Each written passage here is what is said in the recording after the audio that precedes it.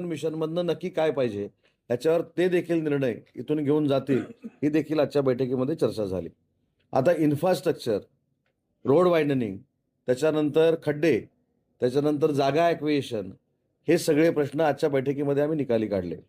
महेंद्राकडच्या रस्त्याचा जो एक विषय होता, 4 शेतकऱ्यांनी तो रस्ता अडवलेला होता आणि काही रस्त्यामध्ये शेतकऱ्यांनी जी आडकाठी केलेली होती, त्या सगळ्यांचे पैसे आम्ही कोर्टात भरण्याचा निर्णय घेतलाय.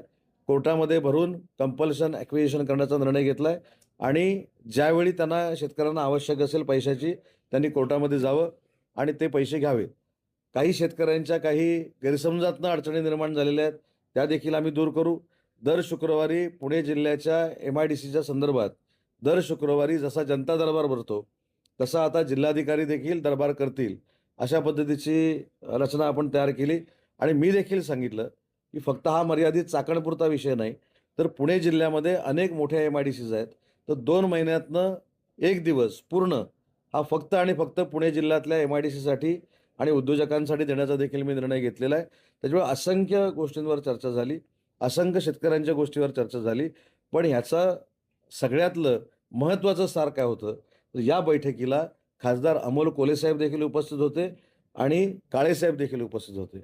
म्हणजे एखाद्याला जर विधायक काम करायचं असेल, लोकांच्या मागं उभं राहायचं असेल, नौटंकी करायची नसेल, तर अशा मीटिंगला येऊन ते स्वतःचे मुद्दे मांडू शकतात.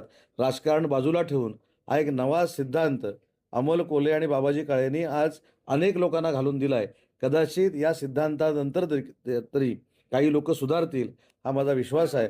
मला राजकारणावर काही बोलायचं नाही, परंतु जे काही घडलं कालपर्यंत आणि त्याच्यामध्ये ह्या सगळ्या चाकण MIDCमध्ये राजकारण घुसवण्याचा प्रयत्न केला, त्याला उत्तर खासदार अमोल कोल्हेंची उपस्थिती होती आणि बाबाजी काळेंची होती. त्याच्यामुळे त्या प्रश्नावर आता मला काही बोलायचं नाही. आता मला विधायक प्रश्नावर जे आम्ही निर्णय घेतलेले आहेत, त्याच्यावर तुम्ही जर मला विचारलंत, तर अजून माझ्याकडनं काही जर राहिलं असेल, तर त्याच्यावर मी चांगलं अजून उत्तर तुम्हाला देऊ शकेन. साहेब, जे 20 उद्योजक या ठिकाणाहून स्थलांतरित होणार होते, त्यांची मनधरणी करण्यात तुम्हाला यश आलेलं आहे का?